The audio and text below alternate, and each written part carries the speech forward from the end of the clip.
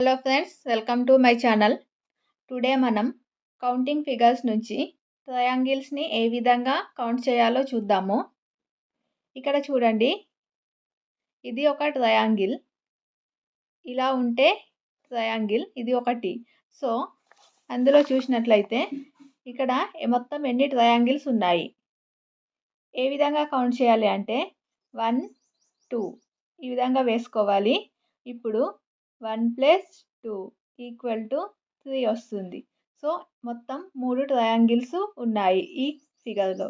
అలాగే నెక్స్ట్ 1 2 ఇలా వచ్చి క్వశ్చన్, ఒకవేళ ప్రాబ్లం ఈ విధంగా ఇస్తే మొత్తం ఇందులో ఎన్ని ట్రయాంగిల్స్ ఉన్నాయి అంటే 1 2 3 ఈ విధంగా వేసుకోవాలి.